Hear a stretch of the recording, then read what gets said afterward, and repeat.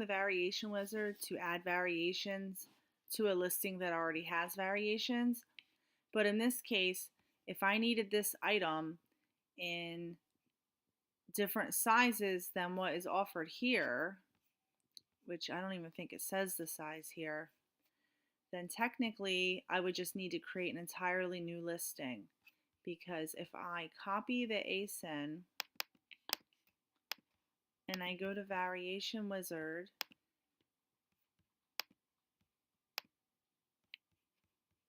add a variation,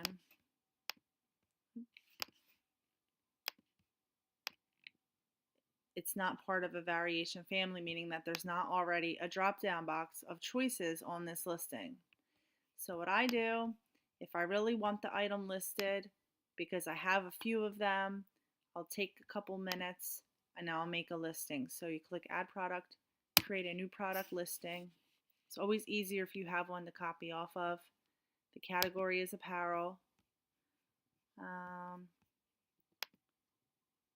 This is a shirt, a blouse. So shirts, blouses, select category. And then literally I just would copy the title, brand name, size, color, department, product ID. If you have the tag, you can put the UPC. I don't have the tag in front of me because I'm doing this as an example for someone, so I'll just take it off of my list of EAN numbers or UPCs.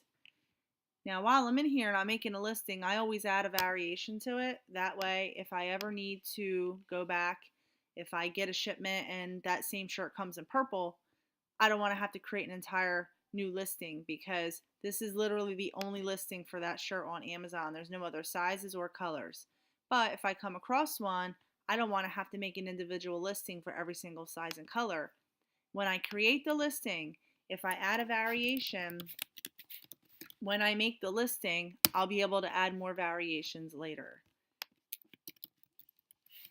So I always do that kind of as a protection because when I get wholesale lots, sometimes I'll get another color or another size later on, and I found myself wishing I had just added the variation. So now I just do it every time. That way I have a backup plan if I can't copy off of somebody else's listing. So I don't know, what are they charging? $21.78. So I'll do mine the same price. I always say zero quantity. Excuse me. If you say one, it's going to say you have one merchant fulfilled. If you're going to FBA, you say zero quantity, and then you tell Amazon what quantity it is when you're ready to send it in. Images, you can look online. If I'm in a hurry and I just don't want to forget what it looks like, sometimes I'll just take a screen. I'll make it a little bit bigger, take a screenshot, just jump over into Paint real quick, resize it so I don't forget. Because sometimes when you're doing a lot of them, you forget. You think you're going to remember what it looks like, and then when you go back to it, you don't remember what it looks like. So minimally, I'll just throw it in Paint real quick and just resize it. If I want to look for a better picture later, at least then I know what I'm looking for. Or sometimes I'll take my own picture and I'll use Clipping Magic to take out the background, and that works really good. So I just resized it. Has to be at least 1,000 pixels on at least one side. So if you just add an image, you do a screenshot and add the image and it comes up suppressed, most likely it's because you didn't make it big enough and it needs to be resized, and I just always use Paint for that because it's quick. Usually I'll just swipe the description and the bullet points, and this person didn't put anything. So your other option is either make it up yourself or maybe just do a quick search online, see if someone else is selling the same thing. Maybe you can copy what they said. I'll just look really quick. I'm not going to spend a lot of time searching, but that's something I could do later. So you want to make sure you have a couple bullet points. Usually Amazon will suppress the listing if you don't have some details. So we'll just do the obvious.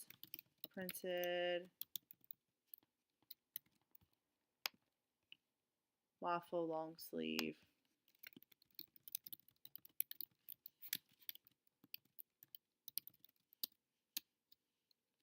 Heathered color scheme. I try to keep it vague sometimes because like I don't want to say purple or blue in case I add, you know, different colors or whatever. It's probably 100% cotton. I'm just going to give examples. So, you know, 100%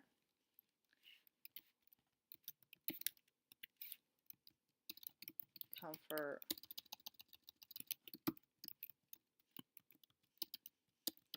wear, just something descriptive about the item. And then you got to have something in your description. Usually I'll try to do, you know, a better job.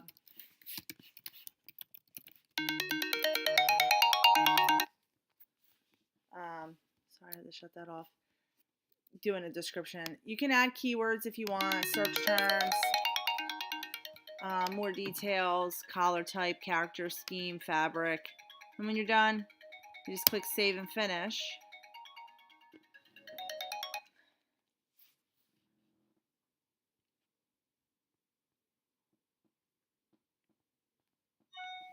And then whenever they feel like it, Amazon will tell you that it could take up to 30 minutes for your item to be available.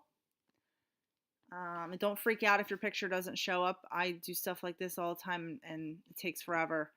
Now, because I did variations on this listing, I want to click edit and go and add the picture to each variation. So, and then it'll be ready for you to send it in.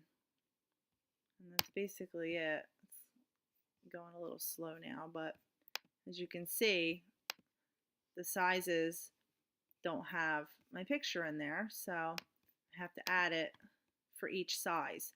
Because I made the variation all at one time, technically each individual listing could be, one could be blue, one could be green, so that's why you have to go in and physically add the image to each variation, because Amazon's not going to know what image to attach to it when it puts up the drop down box unless you tell it to. So you just have to remember to do that, or else the listing will get suppressed and it won't be active for sale. Eventually click save. Okay, so I saved both my pictures. So technically I have large and medium, and I would just click it, and just send it in. Send replenish inventory, and I just made my own listing, and I can send it into Amazon.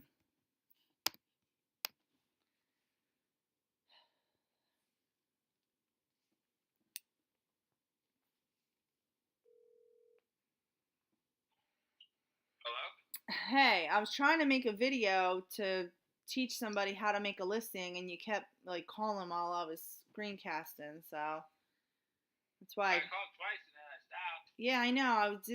It's like was ringing on the video now, so. Oh well. Sorry. It's all right. I just